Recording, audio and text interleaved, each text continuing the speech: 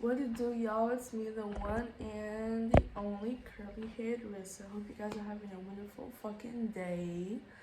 Okay, So if you have not subscribed to my YouTube channel, make sure you subscribe now. Click that notification bell and give this video a thumbs up. Make sure you follow me on Instagram at curlyheadrissa. So today's video is going to be another true crime video. So I recently started watching this docu-series on Netflix. I just started today actually, and it's called My Lover, My Killer.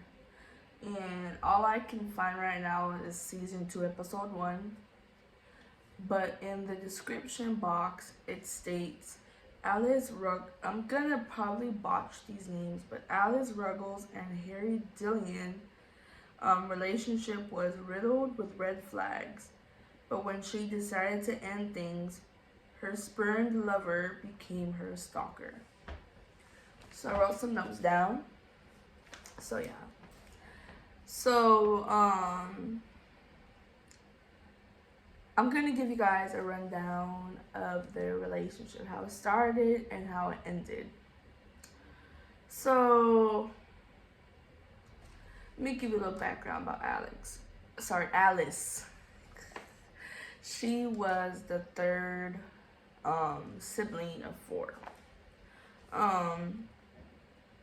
They say that why do I keep saying Alex? They say that Alice was very, very outgoing. She was energetic. She was the glue that put her family together.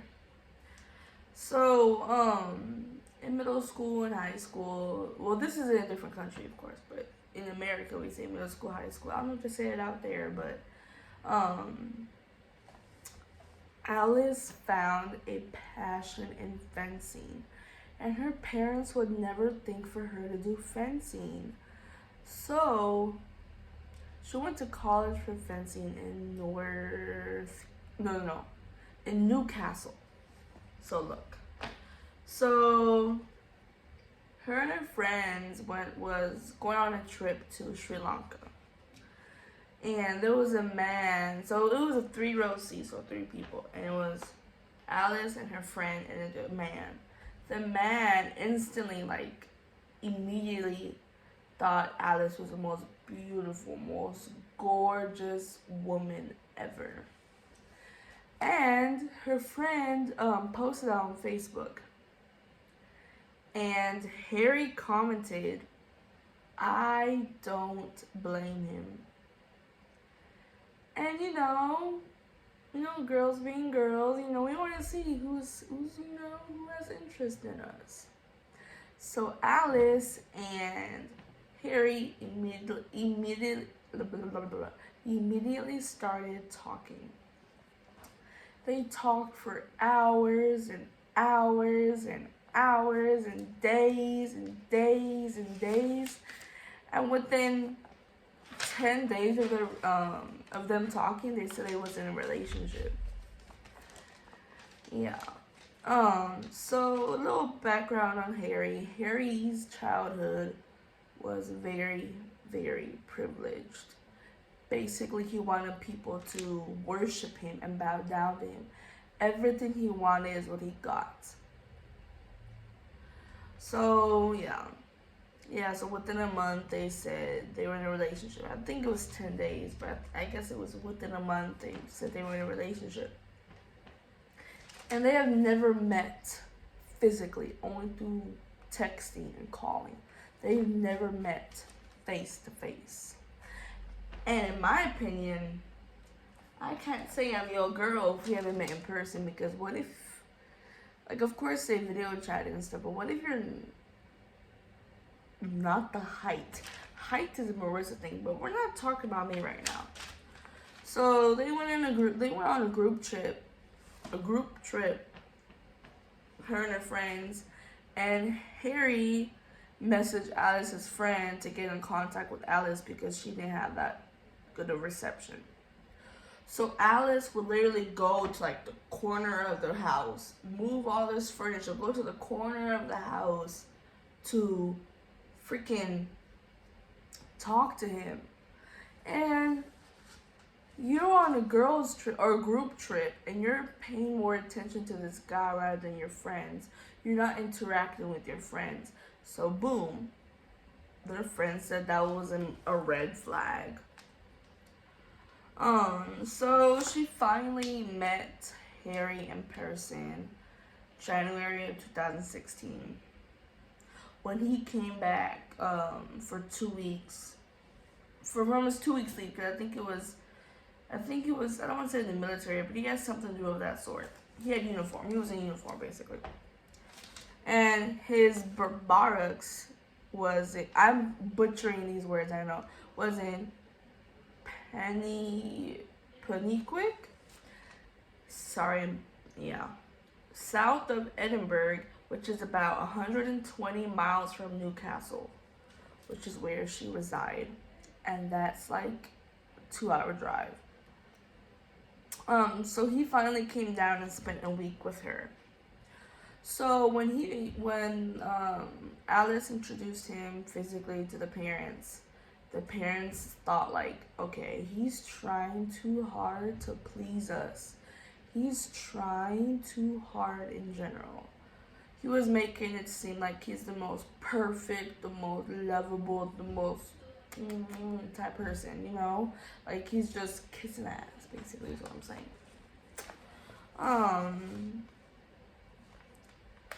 And Alice's own mother said that she could never see her with a man like Harry.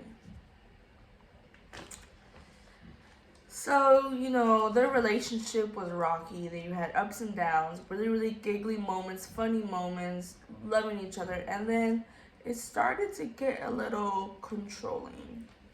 Harry would persecute Alice.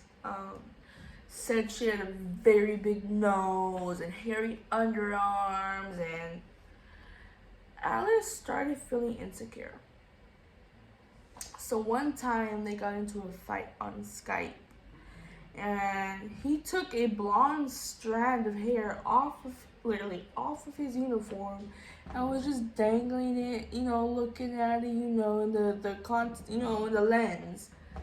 And Alice was like, "Excuse me, if we're in a relationship," sorry, she was asking him like, "What's that? What is that? What is that? What is that?" As a woman, or if you're in a relationship, if you see someone's hair who's not yours on your body, on your man's or your girlfriend's body, you're gonna question it. So he was like, "Oh, you know, you're crazy. I don't know what you're talking about. I love you and no one else." Basically gaslighting her. Gaslit her. You feel me? And you know, like I said, Harry became very controlling. He got upset when she didn't text him on his time. When she didn't text him immediately after he texted her. He would contact the mom, contact the dad, contact the friends, just to get in contact with Alice. And what if she's at work? What if she's in school, you know? He basically also demanded, he wanted to know where she was going and what she was wearing. And sometimes he'll drive those 2 hours and just pull up wherever she is unannounced. And you know, he started to cheat on Alice. He messaged other women and those women sent him screenshots. And once again, he gaslit her and said that she was crazy and she was insecure. This is your insecurities telling you these things. It's not real, it's not real, it's not real. But the screenshots. What's not clicking, Steven? So, she broke up with him. Or she tried to break up with him. And in my opinion, she broke up with him. But he wasn't taking no for an answer. He hacked her Facebook, hacked her cellular device, and would not leave the girl alone. And they ended up finding out that Harry has a significant past with stalking his other relationships, his previous relationships. One time he saw his ex with a new guy, and he spit in her face, and she got a restraining order. And he managed to explain right away about what happened and stuff like that. So here we go. Months later, Alice finds a new man in Germany. And guess who's pissed off? Pissed the fuck off. So colleagues from work were very, very worried about Alice. So Alice had a roommate in the flat, and her name was Maxine. So one night, I think it was for a weekend, Maxine went to Durham with her BF. So, Alice was alone at home. She heard a knock at the door. So she had a double lock because she was not playing about this guy stalking her. So she had a double lock, and she looked at the peephole, no one was there. About two or three more times throughout the day, she kept getting knocks. And then the night as she was going to sleep, she noticed that. No, she didn't know. She heard someone knock at her bedroom window. And it was Harry. So when she opened the curtains, it was Harry. And he had a box of chocolate and flowers. And, yeah, so they knew it was But, so he calls her and leaves her a voicemail. And saying that if she wants to take the flowers and box of chocolate, she can. And he's sorry that he wants to be with her, the pleading victim. So Alice's sister calls her mom and says Alice is being stalked. And this time it's getting serious. So on October 2nd, 2016, Alice called and she could do a police information notice, aka a PIN, and that's what she did. It was basically a restraining order. So if he would have broke that, he would have got arrested, or worse. What's worse than me getting arrested? Anyways. So police knew all about Harry, and police knew that she had a new boyfriend. So finally she's relieved and she's like, yes, I can breathe again. I can be with my new boyfriend. And this only happened for a week. She was like, I can finally live stress. Yeah, she could finally live stress-free and all this. So this only happened for a week. And then here comes Harry sending her a letter with photos of them and things, And in this letter he says, I know you belong to another man now. And she called the police. And the police were not helpful on October 7, 2016. So in Harry's eyes, Alice did 3 bad things. She ended the relationship. She started a new relationship. And she called the police on him. 3 strikes, you're out in his eyes. So these are facts that, Harry saw Alice as a possession. She was becoming dehumanized, and he saw her as an object. And it's easier to be violent towards an object rather than a person. So there was a photograph on his phone of Alice's bathroom, and he would sit and wait outside the house. Of course, not directly outside, but up the road. So the night Alice passed on, she comes home from work, and Alex was talking to Mike on WhatsApp. And Harry breaks into the property. He doesn't go to the front door, of course, but he breaks into the property. Mike said that suddenly there's silence and she stops talking. He hears the struggle and ruckus and chaos. So of course Alice can't run to the front door because it's double locked. So she runs to the bathroom door, which is only a door that could be locked. And she locks the door. Harry breaks that motherfucker, like, with his foot and breaks in. And, you know, Harry thinks that Alice is a problem in his life. Thinks that she is harm in his life. And in order to remove the harm, you have to remove it completely. So, this is going to get kind of disgusting. But there was 6 separating drawings of the knife. So there were 6, you know, like, ugh. And Harry runs and leaves the lifeless body behind him. 20 minutes later, Maxine, her roommate, gets there. And she noticed, like, she's knocking on the door, and she's like, oh, you know, what's going on? So she keeps calling Alice. Calling and calling and calling and calling.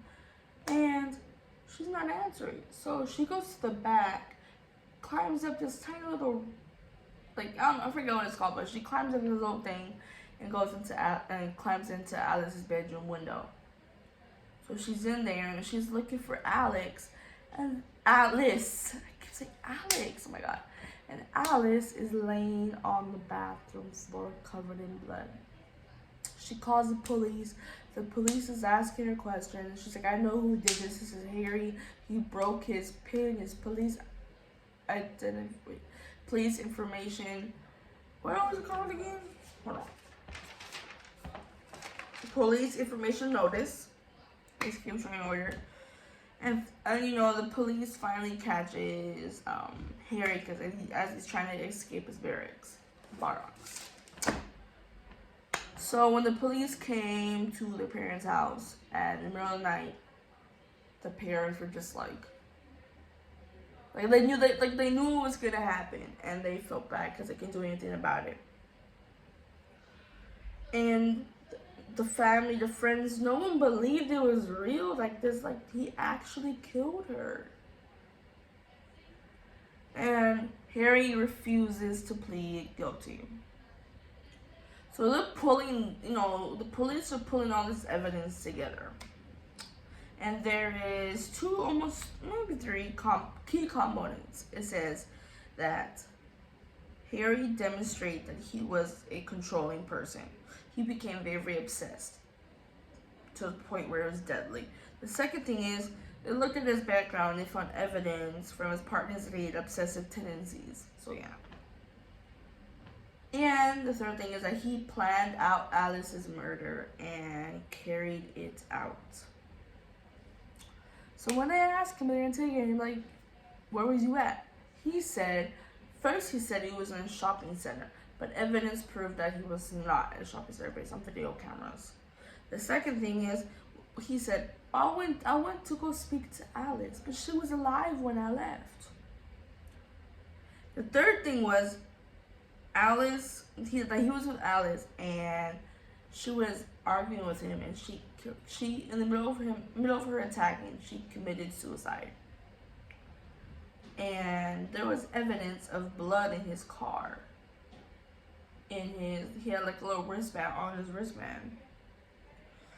So the jury finally said he's guilty. He was sentenced to 22 years, and the family was relieved. Like, everybody was like, yes, they finally got him. Like, yes. It's about time they got his ass, you feel? But I do want to say thank you guys for watching this video. And if you are an artist or a painter, whatever talent you have, and you want people to do reviews on your work, please let me know. You can email me at curlyheadrissa19@gmail.com, or you could DM me on Instagram at curlyheadrissa. And if there are certain topics you guys want to talk about, that you guys want me to talk about, comment below. If there is literally, I could talk about anything. I could talk about anything, baby. You know I could talk about anything, okay? And like losing my voice and I'm doing this video, but make sure y'all subscribe, like, comment, share. And if you wanna watch what I just said, go on Netflix. And it's called, where'd it go? Hold on.